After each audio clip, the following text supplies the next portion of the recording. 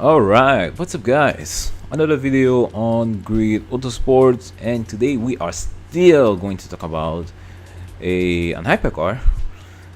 This time is the Zenvo ST1, which is a DLC.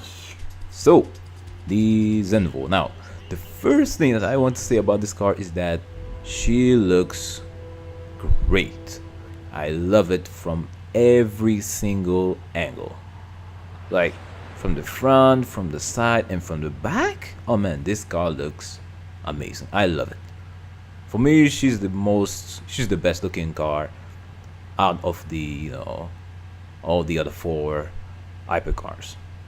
The best looking car, without a doubt. Like, look at this, man. I love it. I love it. Now the settings are the same that I had in my last video, except for this one. I changed two things. I changed the flashbacks, in this case 0, as you can see, and I turned on the impact damages. So those are the two things that I changed. Everything else is the same, and I think you already know what it is, right? Yeah, you already know. So the Zenvo ST1, this car is really good. Like, I really like this car. I think she's now my favorite. Before it was the P1. Now I think it's this car. She is really good. And pretty much you only need to follow two rules, in order for you to drive this car. The first one is when you get from the second gear to the third gear, you need to be very careful. So just like the Agera, from the second gear to the third gear, you do not want to, you don't want to be turning and having your finger on that R2 button when getting to the second gear to third gear. If you're turning and you're doing that, best believe 100% of the time the car is going to go crazy. I guarantee you that the car is going to go crazy. So you want to have your car straight, completely straight, when you get from the second gear to the third gear. So that's the first thing with this car. The second thing is that this one is pretty heavy. The car is pretty heavy. It's just like the Bugatti, but slightly lighter than the Bugatti, just slightly. But that means you want to have your brake, the braking on point, not in point, on point. So yeah, you want to brake enough, and you want to brake well. If you don't, well, yeah, that's what's gonna happen. Well, on that one, I missed my angle and also my braking. Yeah, both. So I had to go straight. So yeah, those are the only two rules you need to follow in order for you to drive this car. That's it. That's it. And she is also very, very powerful, as you will see in this straight line. Very powerful. Look at this. Against the Bugatti Veyron. See? Already catching up. Yep, that's what this car is capable of. So yeah, the braking and the first thing that I said, when you get from the second gear to third gear, you want to be completely straight. So those are the only two things you need to know about this car. She's very no, I won't say very simple to drive. She is pretty simple to drive. Not really too hard and not really too easy either. So yeah, that's it. That's it right there. And now also the good thing about this car is that she's the cheapest hypercar. It's only 650k only for this car. Why am I saying the price? Because when you buy the car with your own money on the PS Store, you only unlock the car for the multiplayer and for the single player. On the multiplayer, you will have to buy it again with the money that you have in the game.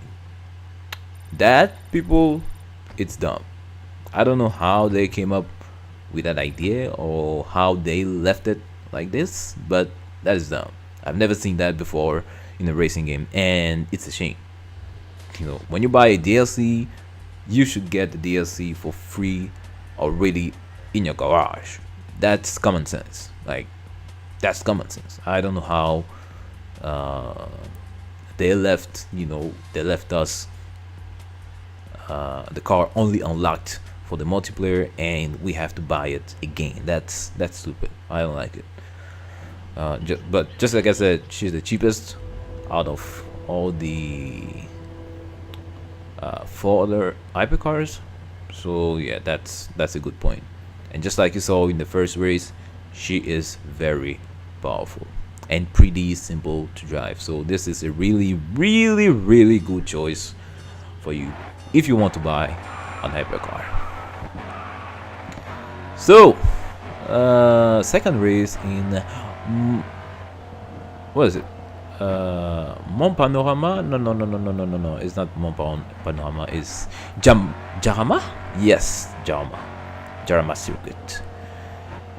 Against this time I'm not racing against Sveni. Not this time. This time it's a French guy. What was his name?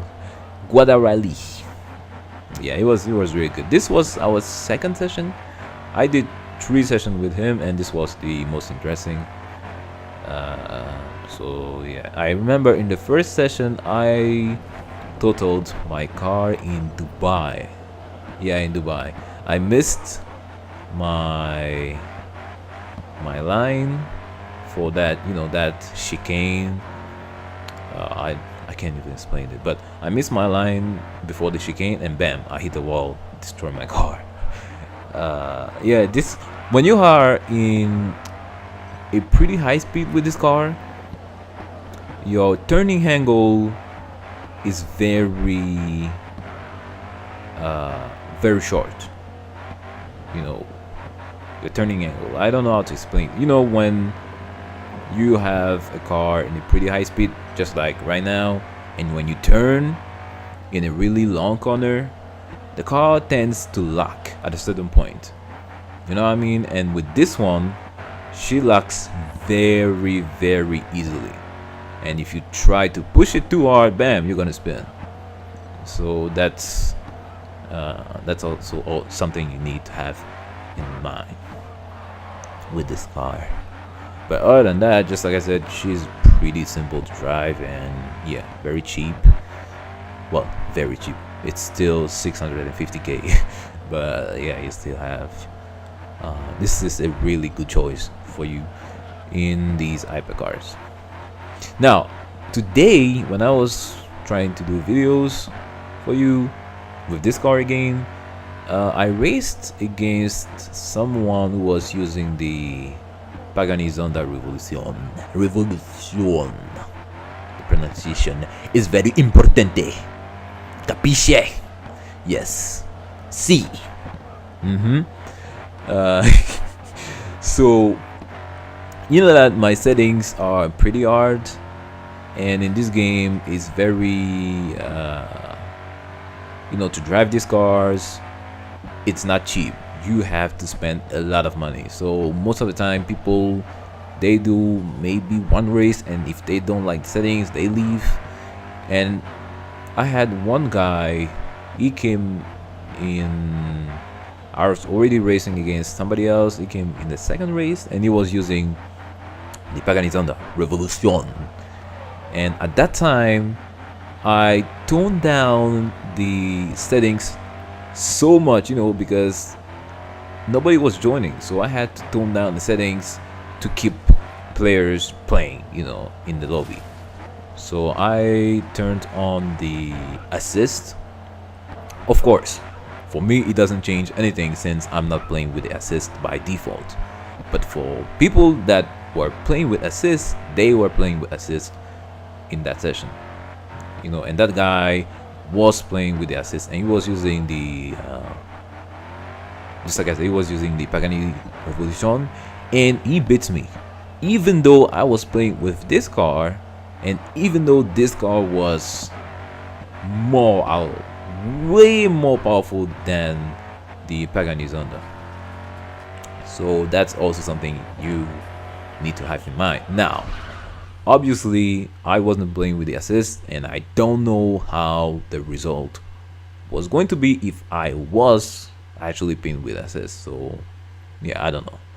But if you want, power, you have this car, you have the Bugatti Veyron, and you have the what is it, the Agera.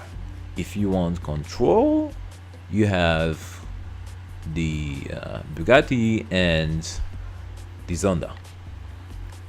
And for this car, I would say she's in the middle. No, she's in the middle, but she's not hard to drive, really not. So yeah. All right. Oh, do you like how I customize my car? I was wondering because, I had all these stickers. Pia. What's the second one? Hell something. Is it Hellcats? Hell something. When I customize my cars, I always want to keep them simple with the colors. I don't want too many colors. Like 2 colors for me, it's good. Just like the Zonda. In my video with the Zonda, it was only 2 colors, black and white. With this one, black and what is it? Black and pink? Yeah, black and pink. So yeah, I was wondering if I should remove all the logos except for the GRID 2 logo. I really like that GRID 2 logo on this car, so I will keep it. But for everything else, I don't know. What do you think? Should I let them there, or should I remove them? I don't know yet, my friend. I really do not know yet. Maybe I will see. Maybe I'll see. I will see. But yeah, I really like how I customize this one with the colors. I wanted to change something.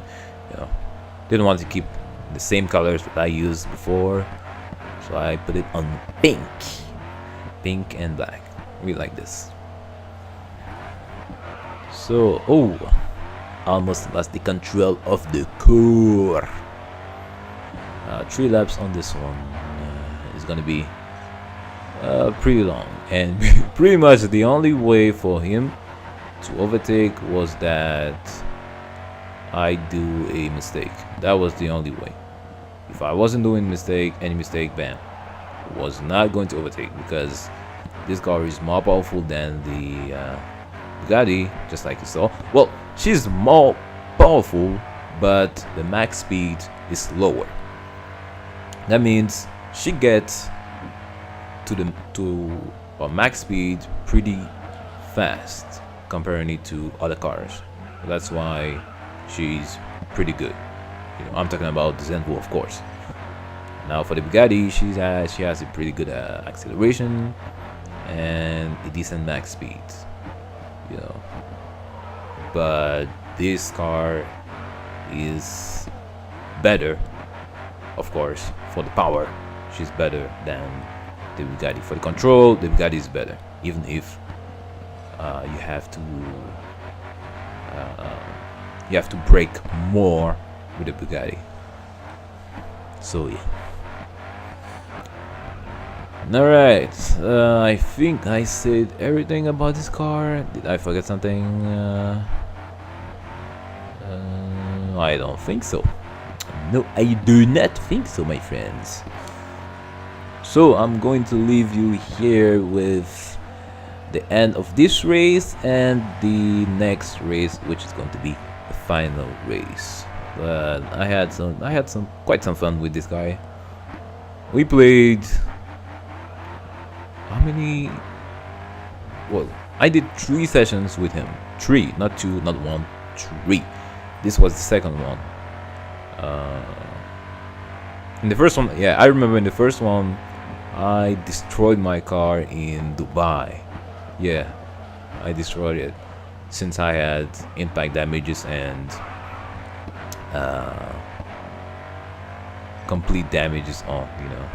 I destroyed it because there's a chicane in Dubai, a really tiny chicane.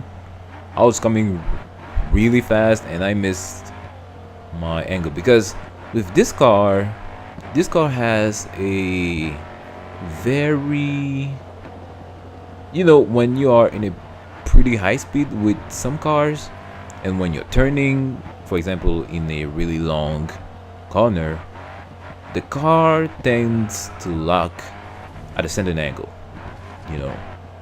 Some cars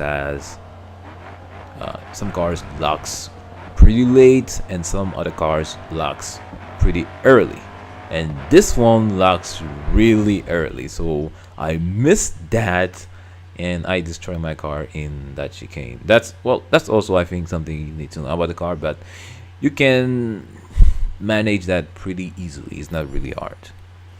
But other than that, just like I told you, between the second and the third gear, you need to be careful and you're braking. That's it. That's it for this car. Nothing more, nothing less. So I'm going to leave you with this last race, and I will see you guys in my next videos. Alright, thanks for watching, God bless you, and bye bye.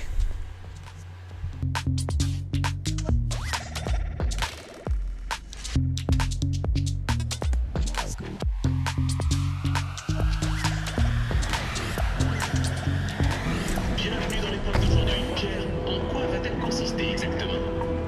Vous savez, Nicolas, ces routes ne sont...